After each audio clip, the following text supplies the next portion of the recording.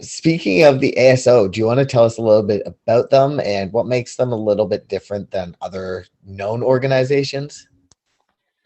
Yeah, definitely. So my involvement with the ASO actually began when I started Youth Speak.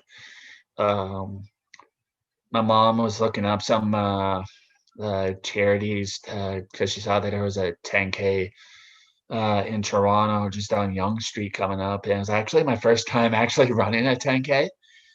And then she came across then named the Asperger Society of Ontario, and she looked at me and said, you know, get involved with these guys and it'll get you out more meeting people and that. And I was like, you know what, let's do it. And that's how my involvement really began with them. At first, I started out as a volunteer fundraiser to now being on the board of directors with them. And just to name like two awesome things that we do with them that we offer actually is that there's our action line, which they can call up and we can direct them to the proper support systems. Like say, I'm looking for a job. Can you connect me with the proper resources to help look and say look for a job with Walmart, for example, right?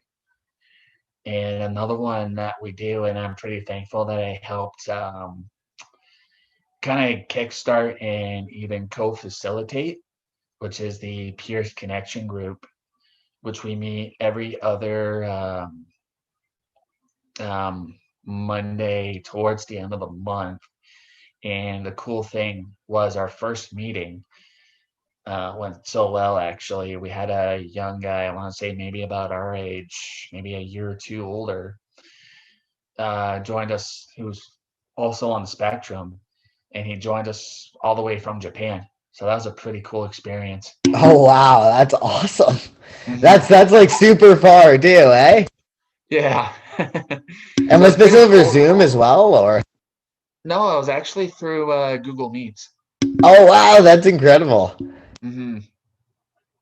And I know the good work that you do, and I know the good work that that group does. I actually had the pleasure of being able to chat at an AGM, and that was super fun. I got to share some coping tools that help me with my routine, um, which I always love to do. But definitely, if you haven't heard of them before, make sure you look them up. They are a great organization. Um, and what are some other resources that you would consider kind of healthy resources, good for people who may not understand life on the spectrum, or maybe living on the spectrum and may not understand themselves fully yet? So like other resources that they can look up to help out more, or Yeah, it can be like I don't know, um, anything. Don't worry, I'll cut all this stuff out.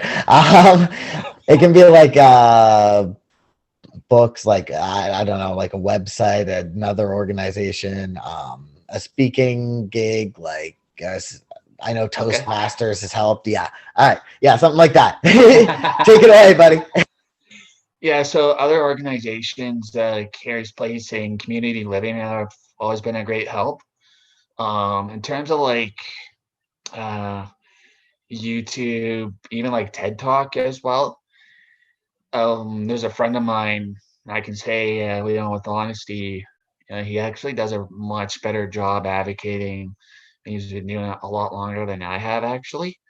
His name's his name is Daniel Strom, and just look him up on YouTube, TED Talk.